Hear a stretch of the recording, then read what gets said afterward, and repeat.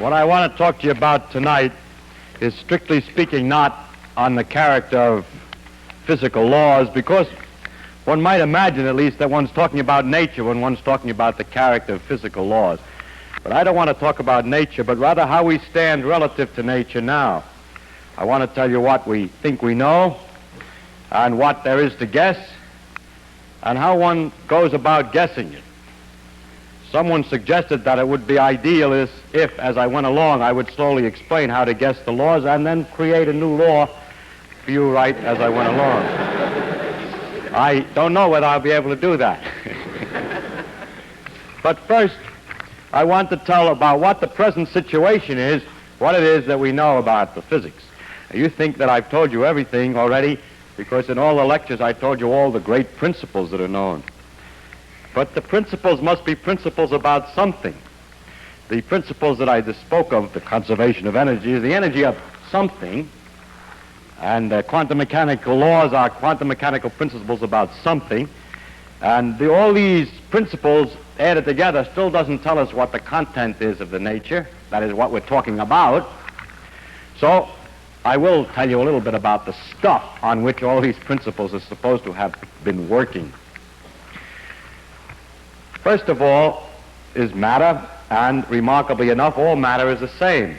The matter of which the stars are made is known to be the same as the matter on the Earth by the character of the light that's emitted by those stars. They give a kind of fingerprint by which you can tell that's the same kind of atoms in the stars as on the Earth. The same kind of atoms appear to be in living creatures as in non-living creatures. Frogs are made out of the same goop in different arrangement than rocks. So that makes our problem simpler. We have nothing but atoms, all the same everywhere.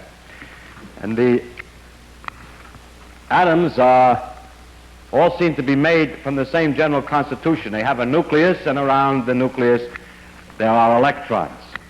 So I begin to list the parts of the world that we think we know about. One of them is electrons, which are the particles on the outside of the atoms. Then there are the nuclei, but those are understood today as being themselves made up of two other things, which are called neutrons and protons, two particles. Incidentally, we have to see the stars and see the atoms, and they emit light, and the light is described by particles themselves, which are called photons. And at the beginning we spoke about gravitation, and if the quantum theory is right, then the gravitation should have some kind of waves which behave like particles too, and they call those gravitons. If you don't believe in that, just read gravity here. The same. Now, finally, I did mention that in what's called beta decay, in which a neutron can disintegrate into a proton and an electron and a neutrino, or alien antineutrino, there's another particle here, a neutrino.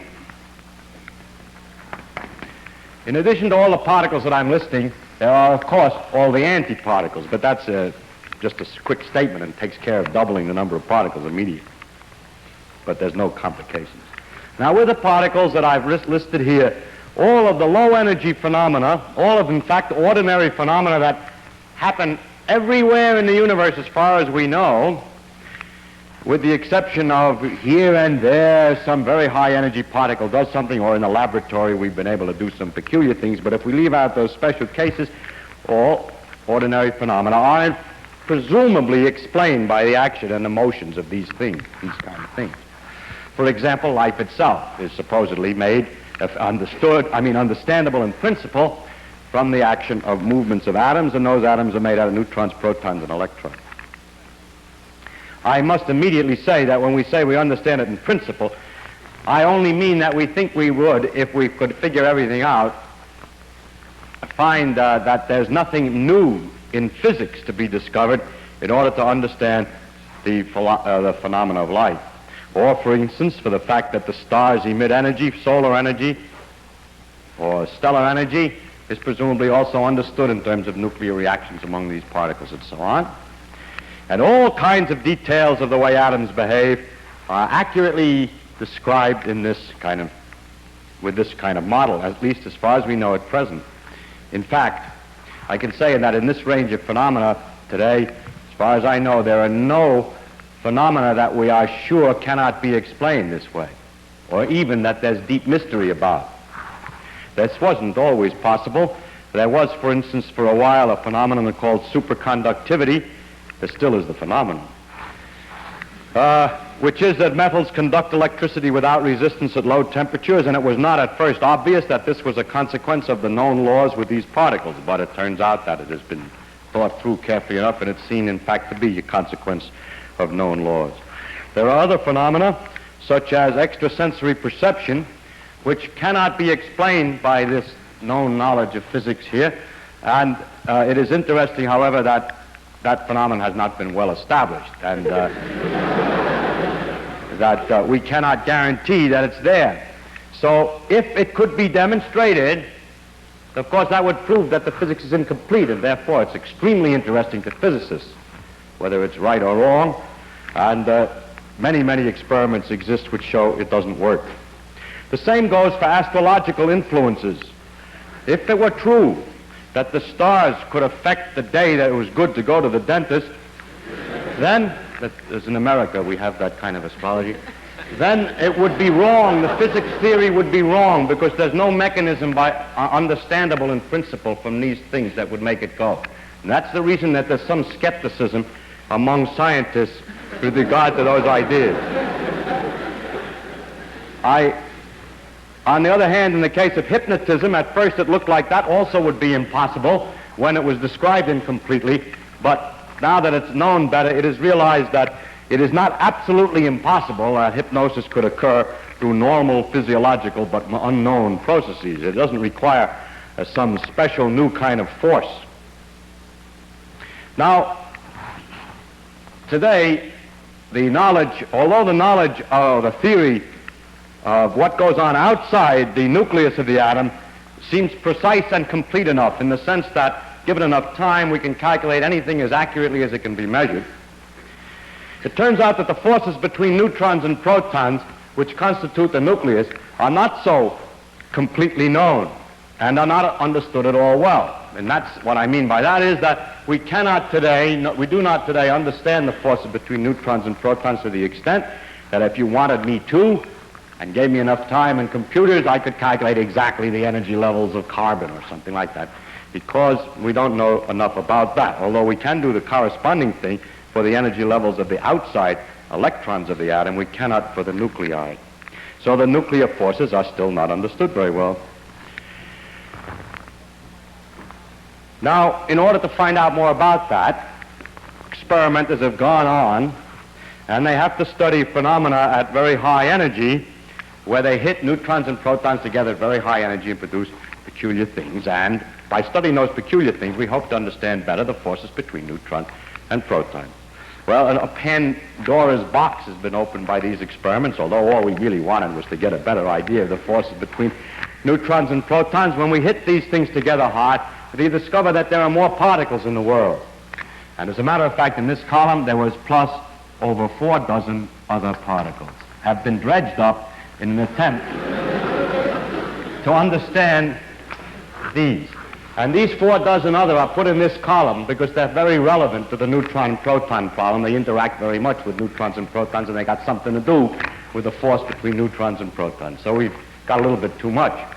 In addition to that, while the dredge was digging up all this mud over here, it picked up a couple of pieces that are not wanted and are irrelevant to the problem of nuclear forces. One of them is called a mu meson or muon, and the other was a neutrino which goes with it. There are 2 kinds of neutrinos, one which goes with the electron and one which goes with the mu meson.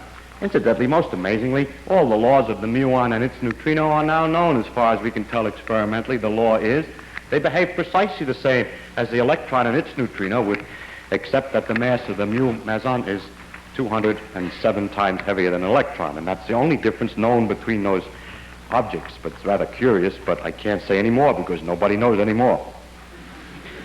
Now, 4 dozen other particles is a frightening array, plus the antiparticles, is a frightening array of things, but it turns out they have various names: mesons, pions, kaons, lambda, sigma. It doesn't make any difference. With 4 dozen particles, there are going to be a lot of names. But it turns out that these particles come in families, so it helps us a little bit.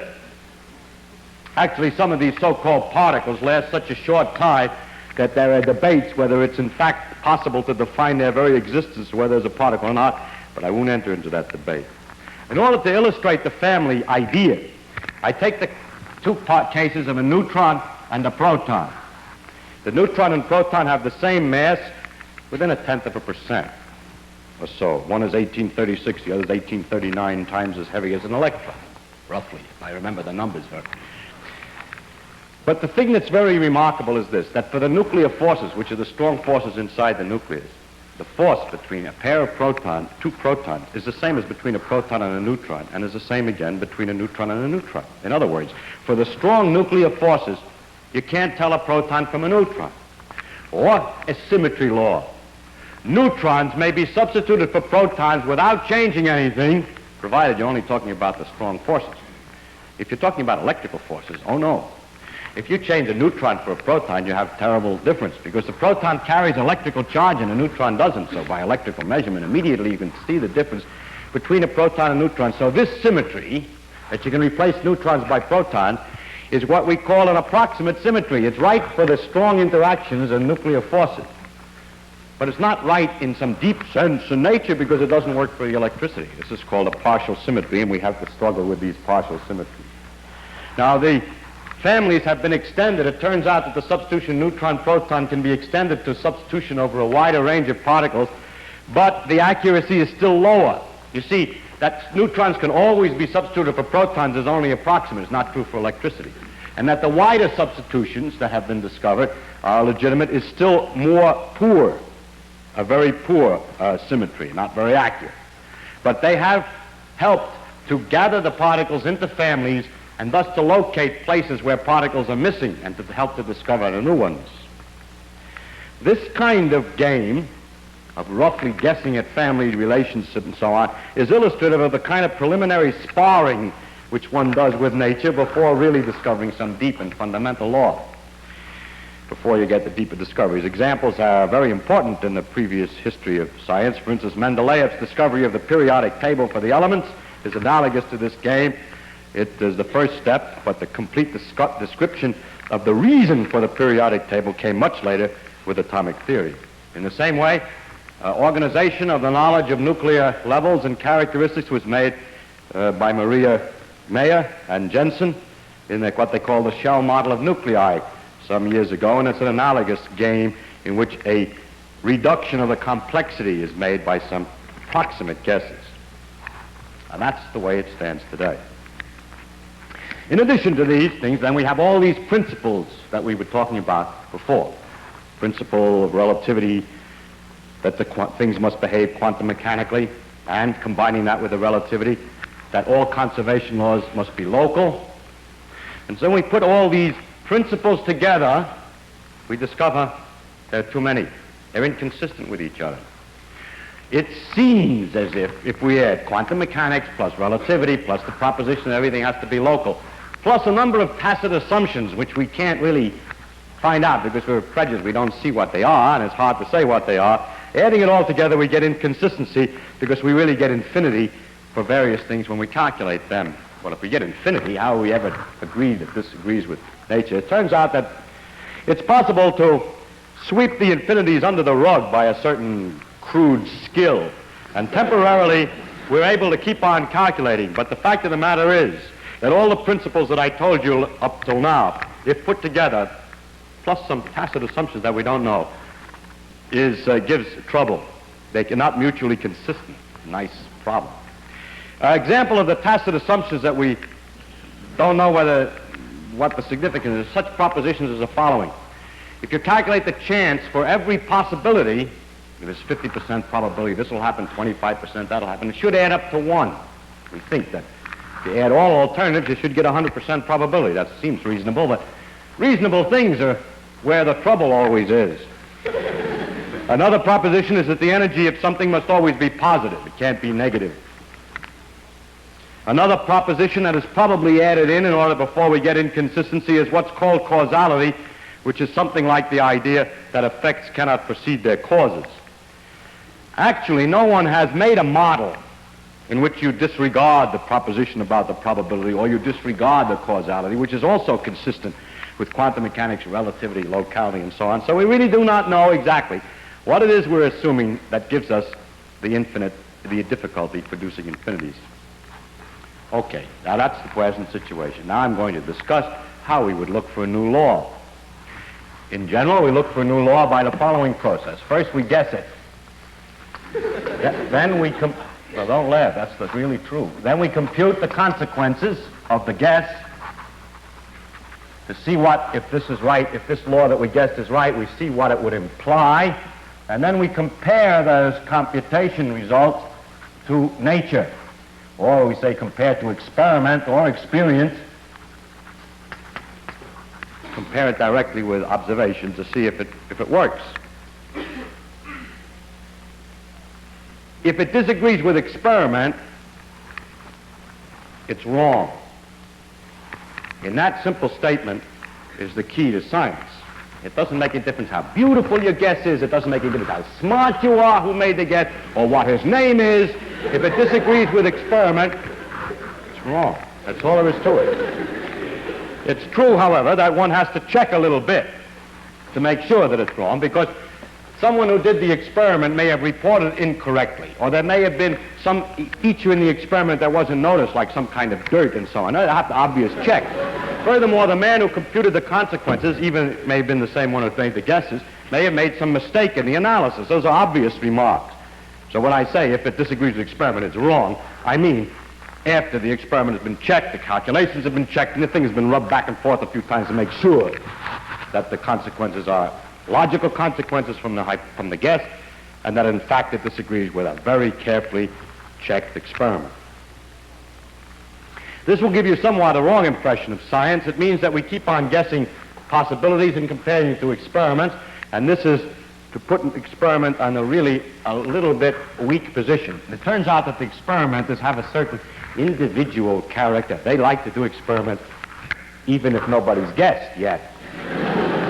So it's very often true that experiments in a region in which people know the theorist doesn't know anything, nobody's guessed yet. For instance, we may have guessed all these laws, but we don't know whether they really work at very high energy because it's just a good guess that they work at high energy. So experimenters say, let's try higher energy.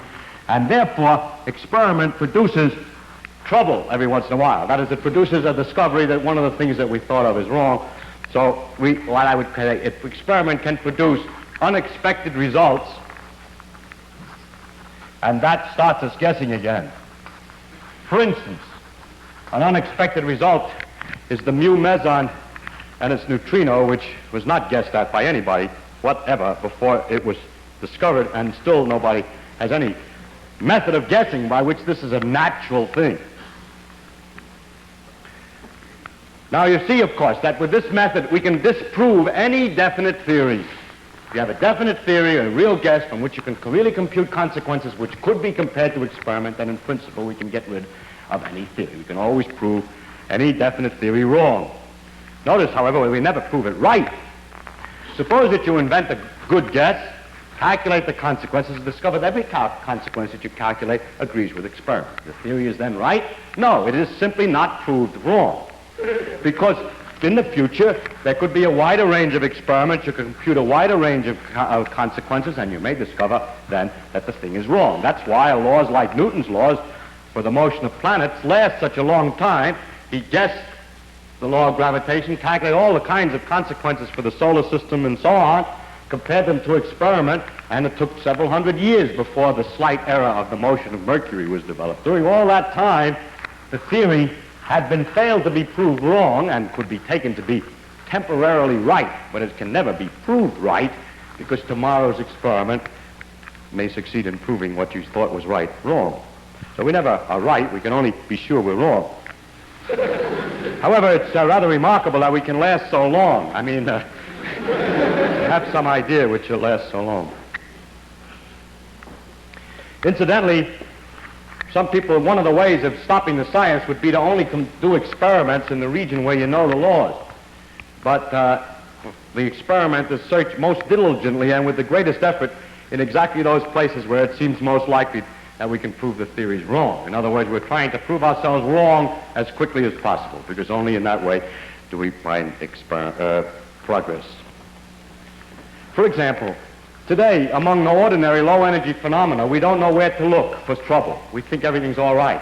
And so there isn't any particular big program looking for trouble in nuclear reactions or in superconductivity.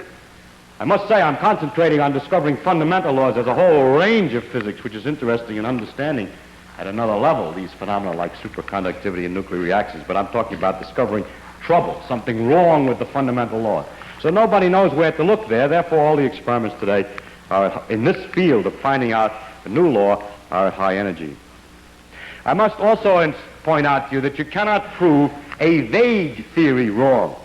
If the guess that you make is poorly expressed and rather vague, and the method that you use for figuring out the consequences is rather a little vague, you're not sure, I mean, you say, I think everything's because it's all due to Muggles, and Muggles do this and that more or less, so I can sort of explain how this works, then you see that that theory is good because it can't be proved wrong. If the process of computing the consequences is indefinite, then with a little skill, any experimental result can be made to look like an expected consequence. You're probably familiar with that in other fields. For example, A hates his mother. The reason is, of course, because she didn't caress him or love him enough when he was a child. Actually, if you investigate, you find out that, as a matter of fact, he did love him very much and everything was all right. Well, then, it's because she was overindulgent when he was a child. So by having a vague theory, it's possible to get either result. Now, wait. Now, the cure for this one is the following. It would be possible to say, if it were possible to state ahead of time how much love is not enough and how much love is overindulgent exactly, then there would be a perfectly legitimate theory against which you can make tests. It is usually said when this is pointed out, how much love is and so on, oh, you're dealing with psychological matters, the things can't be defined so precisely. Yes, but then you can't claim to know anything about it. Now, we have examples you'll be horrified to hear in physics of exactly the same kind. We have these approximate symmetries. Works something like this. You have approximate symmetry, you suppose it's perfect. Calculate the consequences. Easy if you suppose it perfect. You compare with experiment. Of course, it doesn't agree. Because, of course, the symmetry you're supposed to expect is approximate. So if the agreement is pretty good, you say, nice. If the agreement is very poor, you say, well, this particular thing must be especially sensitive to the failure of the symmetry. Now, you laugh, but we have to make progress in that way. In the beginning, when the subject is first new, and these particles are new to us, this jockeying around, this is a feeling way of guessing at the result. And this is the beginning of any science. And the same thing is true of psychology as it is of the symmetry propositions in the physics. So don't laugh too hard. It's necessary in the very beginning to be very careful. It's easy to fall over the deep end by this kind of vague theory. It's hard to prove it wrong. It takes a certain skill and experience to not walk off the plank on the game. In this process of guessing, computing consequences, and comparing to experiment, we can get stuck at various stages.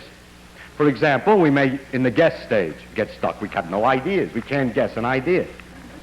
Or we may get in the computing stage stuck. For example, Yukawa guessed an idea for the nuclear forces in 1934. Nobody could compute the consequences because the mathematics was too difficult.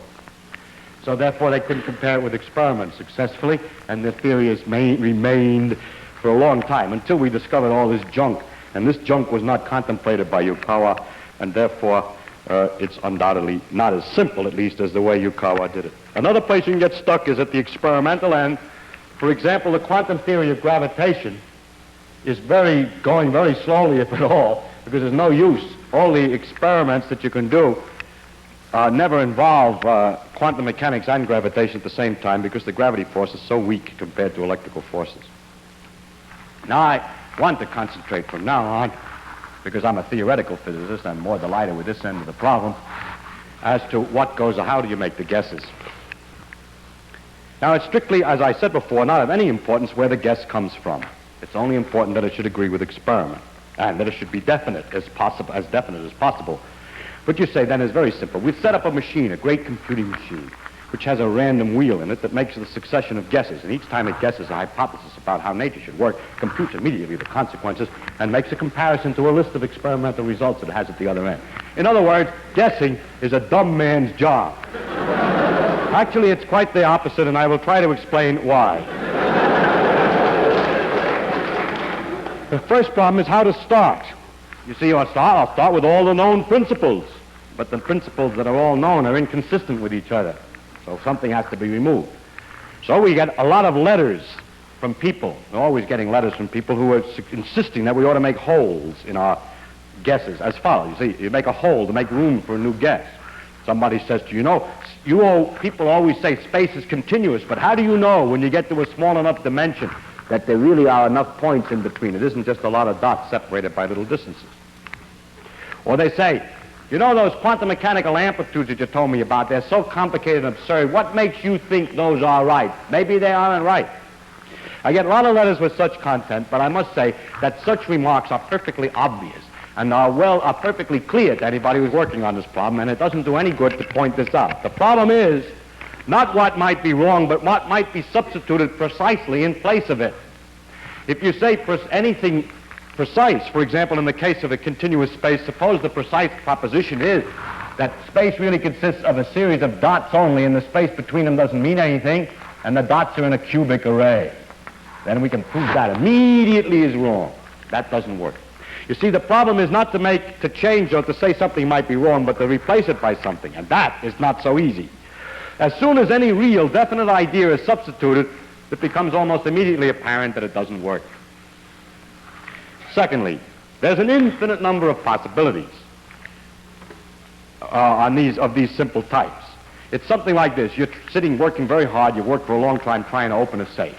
And some Joe comes along who doesn't know anything about what you're doing or anything except that you're trying to open a safe. He says, why don't you try the combination 10, 20, 30? Because you're busy. You're trying a lot of things. Maybe you already tried 10, 20, 30. Maybe you know that the middle number is already 32 and not 20.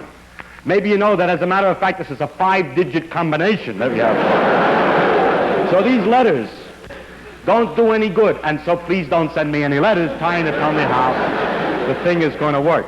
I read them to make sure that I haven't already thought of that. But it takes too long to answer them because they usually in the class try 10, 20, 30.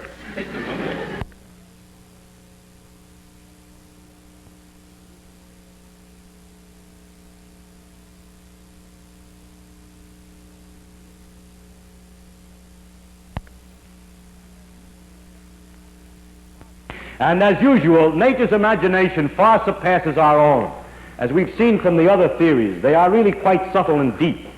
And to get such a subtle and deep guess is not so easy. One must be really clever to guess, and it's not possible to do it blindly by machine.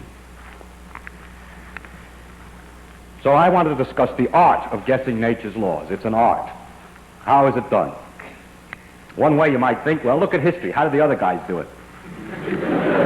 So look at history.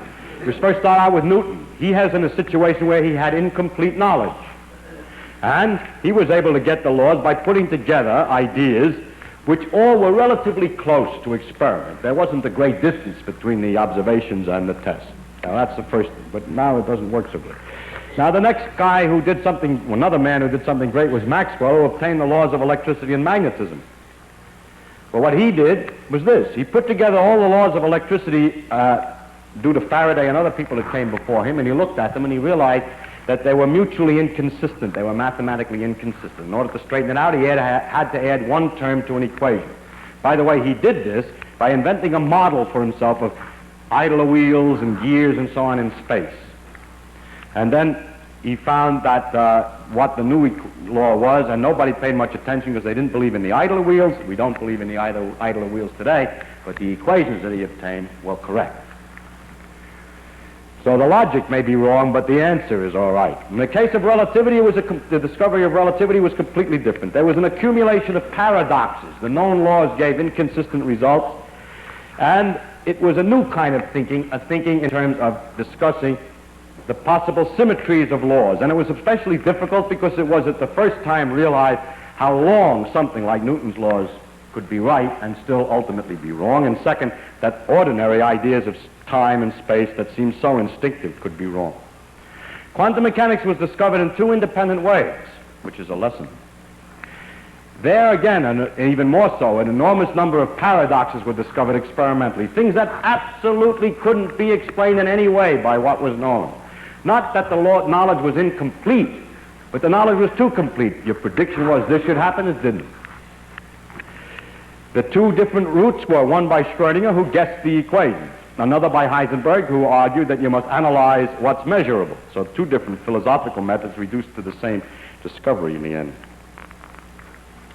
More recently, the discovery of the laws of this interaction, which are still only partly known, had quite a somewhat different situation. Again, this time it was a case of incomplete knowledge, and only the equation was guessed. The special difficulty this time was that the experiments were all wrong. All the experiments were wrong. Now, how can you guess the right answer when you calculate the results it disagrees with the experiment, and you have the courage to say the experiments must be wrong? I'll explain where the courage comes from in a minute. Now, today, we haven't any paradoxes. Maybe. We have this infinity that comes if we put all the laws together. But the rug-sweeping people are so, sweeping the dirt under the rug, are so clever that one sometimes thinks that's not a serious paradox. The fact that there are all these particles doesn't tell us anything except that our knowledge is incomplete. Now, I'm sure that history does not repeat itself in physics, as you see from this list, and the reason is this. Any scheme, like think of symmetry laws, or put the equations in mathematical form, or any of these schemes, guess equation and so on, are known to everybody now, and they're tried all the time. So if the place where you get stuck is not that, you try that right away. We try looking for symmetries, we try all the things that have been tried before, but we're stuck. So it must be another way next time. So each time that we get in this logjam of too much trouble, too many problems, it's because the methods that we're using are just like the ones we used before. We try all that right away. But the new scheme, the new discovery is going to be made in a completely different way. So history doesn't help us very much. I'd like to talk about a little bit about this Heisenberg's idea that you shouldn't talk about what you can't measure, because a lot of people talk about that without understanding it very well. They say in physics you shouldn't talk about what you can't measure. If what you mean by this, if you interpret this in the sense that the constructs or inventions that you make, that you talk about, must be such a kind that the consequences that you compute must be comparable to experiment. That is, that you don't compute a consequence like a moo must be 3 goos when nobody knows what a moo and a goo is. That's no good. If the consequences can be compared to experiment, then that's all that's necessary. It is not necessary that moos and goos can't appear in the guess. That's perfectly all right. You can have as much junk in the guess as you want, provided that you can compare it to experiment. That's not fully appreciated because it's usually said, for example, people usually complain of the unwarranted extension of the ideas of particles and paths and so forth into the atomic realm. Not so at all. There's nothing unwarranted about the extension. We must, and we should, and we always do, extend as far as we can beyond what we already know, those things, those ideas that we've already obtained. We extend the ideas beyond their range. Dangerous, yes. Uncertain, yes.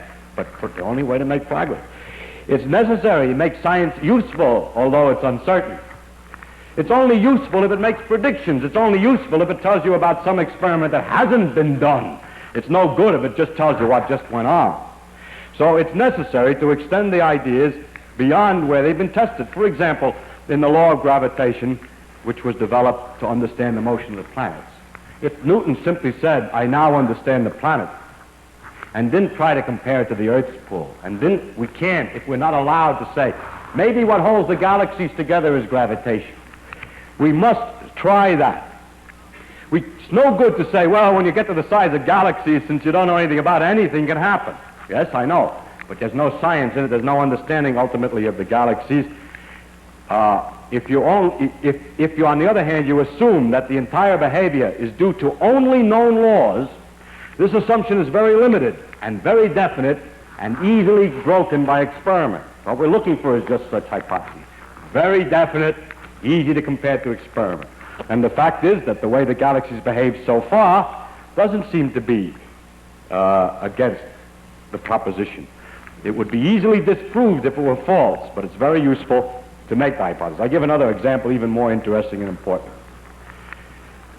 Probably the most powerful assumption in all of biology, the single assumption that makes the progress of biology the greatest, is the assumption that everything the animals do, the atoms can do. What? That the things that are seen in the biological world are the results of the behavior of physical and chemical phenomena with no extra something. You could always say, well, when we come to living things, anything can happen. If you do that, you never understand the living things. It's very hard to believe that the wiggling of the tentacle of the octopus is nothing but some fooling around of atoms according to the known physical laws. But if investigated with this hypothesis, one is able to make guesses quite accurately as to how it works, and one makes great progress in understanding the thing. So far, the tentacle hasn't been cut off. What I mean is, it hasn't been found that this idea is wrong. It's therefore not unscientific to take a guess, although many people who are not in science think it is. For instance, I had a conversation about flying saucers some years ago with laymen. Because I'm scientific, I know all about flying saucers. So I said, I don't think there are flying saucers. So my antagonist said, is it impossible that there are flying saucers? Can you prove that it's impossible? I said, no, I can't prove it's impossible. It's just very unlikely. That, they say, you are very unscientific. If you can't prove it impossible, then how can you say it's likely, that it's unlikely? Well, that's the way, that is scientific. It is scientific only to say what's more likely and less likely, and not to be proving all the time possible and impossible. To define what I mean, I finally said to him, listen, I mean that from my knowledge of the world that I see around me, I think that it is much more likely that the reports of flying saucers are the results of the known irrational characteristics of terrestrial intelligence rather than the unknown rational efforts of extraterrestrial intelligence. It's just more likely, that's all. And it's a good guess.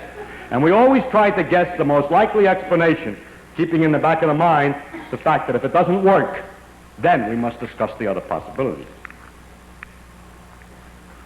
Now, how to guess at what to keep and what to throw away. You see, we have all these nice principles and known facts and so on, but we're in some kind of trouble. That we get the infinities, or we don't get enough of a description, we're missing some parts, and sometimes that means that we have probably to throw away some idea. At least in the past it's always turned out that some deeply held idea has to be thrown away, and the question is what to throw away and what to keep. If you throw it all away, it's going a little far, and you don't got much to work with. After all, the conservation of energy looks good, and it's nice, I don't want to throw it away, and so on. To guess what to keep and what to throw away takes considerable skill.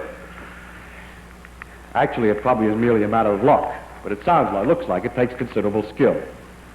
For instance, probability amplitudes are very strange, and the first thing you'd think is that the strange new ideas are clearly cockeyed. And yet everything that can be deduced from the ideas of the existence of quantum mechanical probability amplitude, strange though they are, all the things that depend on that work throughout. All these strange particles work 100%. Everything that depends on that seems to work. So I don't believe that idea is wrong, and that when we find out what the inner guts of this stuff is, we'll find that idea is wrong. I think that part's right. I'm only guessing. I'm telling you how I guess.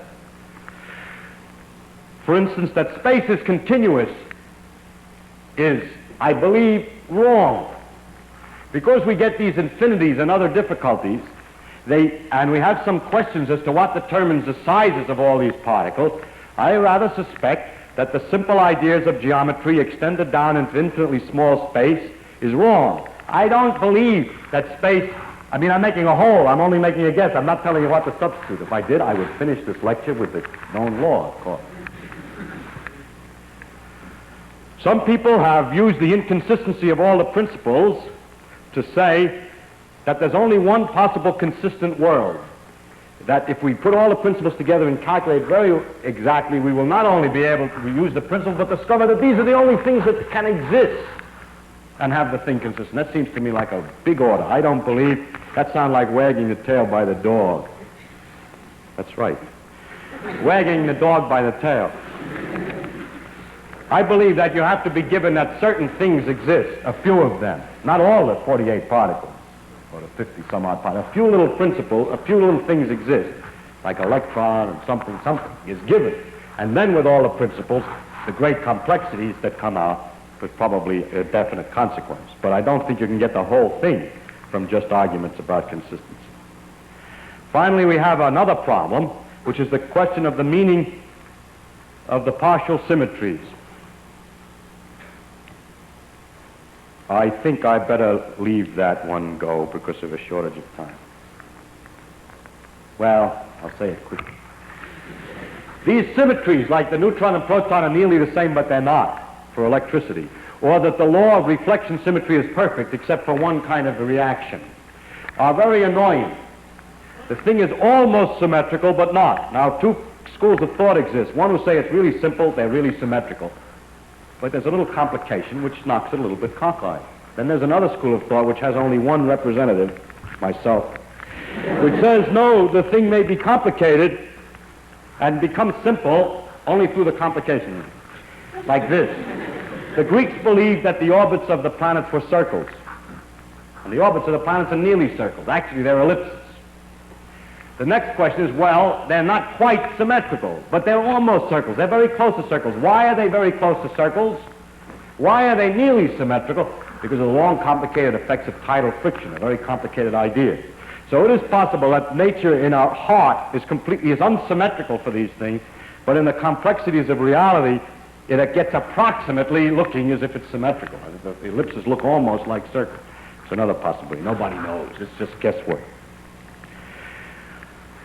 Now, another thing that people often say is that for guessing, two identical theories, here, suppose you have two theories, A and B, which look completely different psychologically, have different ideas in them and so on, but that all the consequences that are computed, are exactly the same.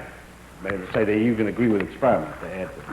The point is, though, that the two theories, although they sound different at the beginning, have all consequences the same. It's easy usually to prove that mathematically by doing a little mathematics ahead of time to show that the logic from this one and this one will always give corresponding consequences. Suppose we have two such theories, how are we going to decide which one is right? No way, not by science, because they both agree with experiment to the same extent. There's no way to distinguish one from the other. So the two theories, although they may have deeply different ideas behind them, may be mathematically identical, and usually people say then in science one doesn't know how to distinguish them, and that's right. However, for psychological reasons, in order to guess new theories, these two things are very far from equivalent, because one gives a man different ideas than the other. By putting the theory in a certain kind of framework, you get an idea what to change, which would be something, for instance, in theory A that talks about something that you say, I'll change that idea in here. But to find out what the corresponding thing is you're going to change in here may be very complicated. It may not be a simple idea. In other words, a simple change here makes maybe a very different theory than a simple change there. In other words, although they're identical before they're changed, there are certain ways of changing one which look natural, which don't look natural in the other. And therefore, psychologically, we must keep all the theories in our head. And every theoretical physicist that's any good knows 6 or 7 different theoretical representations for exactly the same physics, and knows that they're all equivalent, and that nobody is ever going to be able to decide which one is right at that level, but he keeps them in his head hoping that they'll give him different ideas for guessing. Incidentally, that reminds me of another thing, and that is that the philosophy or the ideas around the theory, a lot of ideas, you say, I believe there is a space-time or something like that in order to discuss your analysis, that these ideas change enormously when there are very tiny changes in the theory. In other words, for instance, Newton's ideas about space and time agreed with experiment very well. But in order to get the correct motion of the orbit of Mercury, which was a tiny, tiny difference, the difference in the character of the theory with which you started was enormous. Reason is, these are so simple and so perfect. They produce definite results. In order to get something to produce a little different result, it has to be completely different. You can't make imperfections on a perfect thing. You have to have another perfect thing. So the philosophical ideas between Newton's theory of gravitation and Einstein's theory of gravitation are enormous. The differences, rather, are enormous. What are these philosophies? These philosophies are really tricky ways to compute consequences quickly. A philosophy, which is sometimes called an understanding of the law, is simply a way that a person holds the laws in his mind so as to guess quickly at consequences. Some people have said, and it's true, for instance, in the case of Maxwell's equations and other equations, never mind the philosophy, never mind anything of this kind, just guess the equations. The problem is only to compute the answers so that they agree with experiment, and is not necessary to have a philosophy or argue or words about the equation. That's true in a sense, yes and no. It's good in the sense you may be, if you only guess the equation, you're not prejudicing yourself and you'll guess better. On the other hand, maybe the philosophy helps you to guess. It's very hard to say.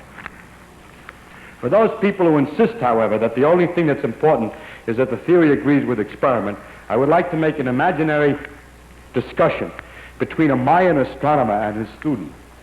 The Mayans were able to calculate with great precision the predictions, for example, for eclipses and the position of the moon in the sky, the position of Venus, and so on.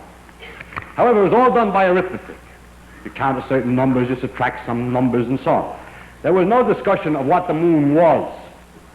There wasn't even a discussion of the idea that it went around. There was only calculate the time when there would be an eclipse or the time when it would rise, a full moon, and when it would rise half moon, and so on. Just calculating only. Suppose that a young man went to the astronomer and said, I have an idea.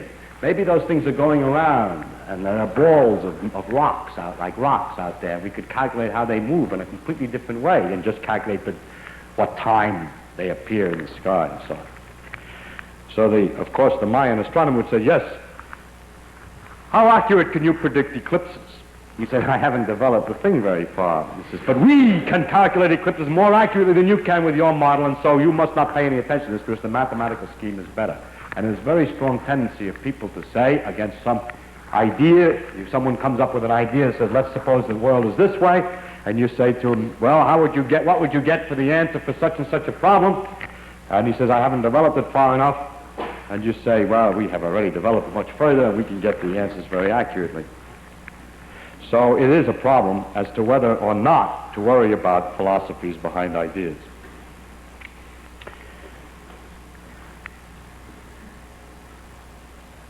Another thing, of course, that one can use to guess is to guess new principles.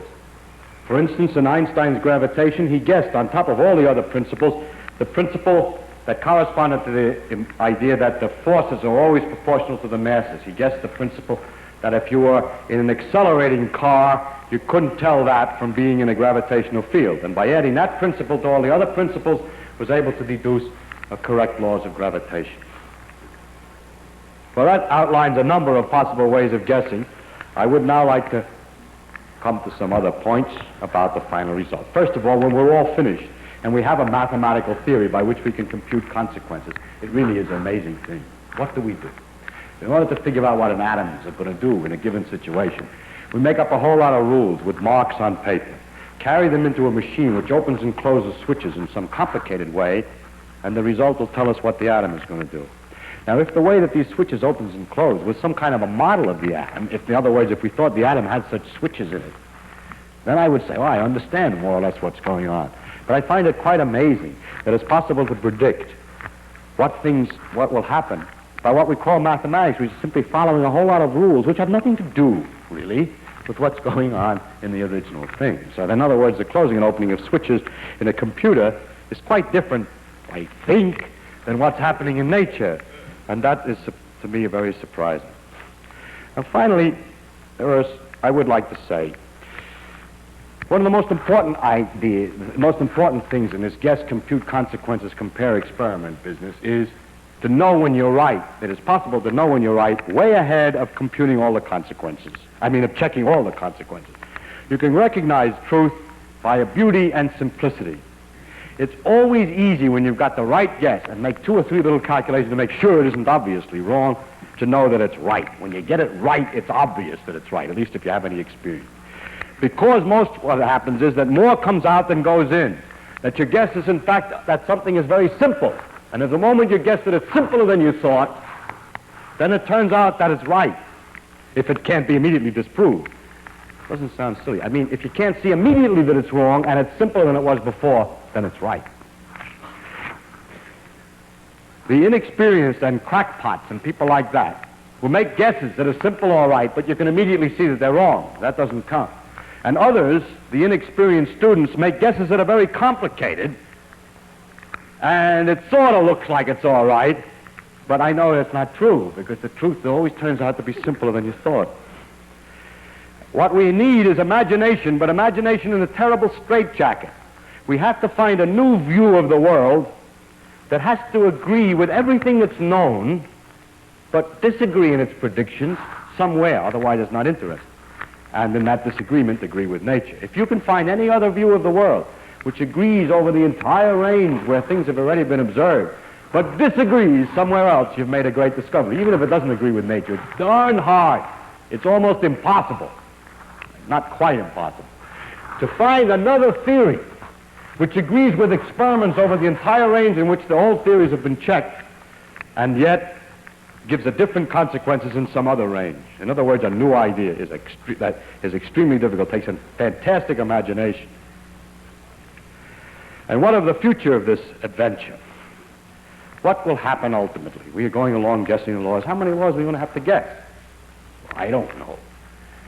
Some of my, let's say, some of my colleagues say, well, science will go on, but certainly not, there will not be perpetual novelty, say, for 1,000 years. This thing can't keep on going. We're always going to discover new laws, new laws, new laws. If we do, it'll get boring, that there are so many levels, one underneath the other. So the only way that it seems to me that it can happen, what can happen in the future is first, either that everything becomes known, that all the laws become known. That would mean that after you had enough laws, you could compute consequences, and they would always agree with experiments, which would be the end of the line. Or it might happen that the experiments get harder and harder to make, more and more expensive, that you get 99.9% of the phenomena, but there's always some phenomenon which has just been discovered that's very hard to measure, which disagrees. It gets harder and harder to measure. As you discover the explanation of that one, there's always another one, and it gets slower and slower and more uninteresting. That's another way that it can end. But I think it has to end in one way or another. And I think that we are very lucky to live in an age in which we're still making the discoveries. It's an age which will never come again. It's like the discoveries of America. You can only discover it once. It was an exciting day when there was investigations of America. But the age that we live in is the age in which we are discovering the fundamental laws of nature. And that day will never come again. I don't mean we're finished. I mean we're right in the process of making such discoveries. It's very exciting. It's marvelous. But this excitement will have to go. Of course, in the future there will be other interests. There'll be interests of the connection of one level of phenomena to another, phenomena in biology and so on, all kinds of things. Or if you're talking about explorations, exploring planets and other things. But there will not still be the same thing as we're doing now. It'll be just different interests. Another thing that will happen is that if all is known, ultimately, if it turns out all is known or it gets very dull, the vigorous philosophy and the careful attention to all these things that I've been talking about will gradually disappear. The philosophers who are always on the outside making stupid remarks will be able to close in, because we can't push them away by saying, well, if you were right, you'd be able to guess all the rest of the laws. Because when they're all there, they'll have an explanation for it. For instance, there are always explanations to why the world is three-dimensional.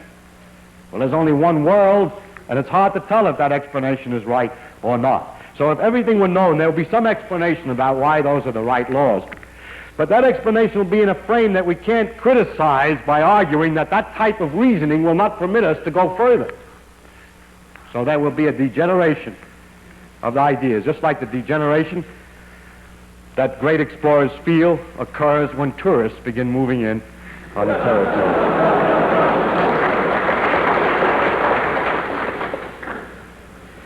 Now, I must say that in this age, people are experiencing a delight, a tremendous delight, the delight that you get when you guess how nature will work in a new situation never seen before, from experiments and information in a certain range. You can guess what's going to happen in a region where no one has ever explored before. It's a little different than regular exploration. There's enough clues on the land discovered to guess what the land is going to look like that hasn't been discovered. And these guesses, incidentally, are often very different than what you've already seen. It takes a lot of thought. What is it about nature that lets this happen, that is possible to guess from one part what the rest is going to do? That's an unscientific question. What is it about nature? I don't know how to answer it. And I'm going to give, therefore, an unscientific answer.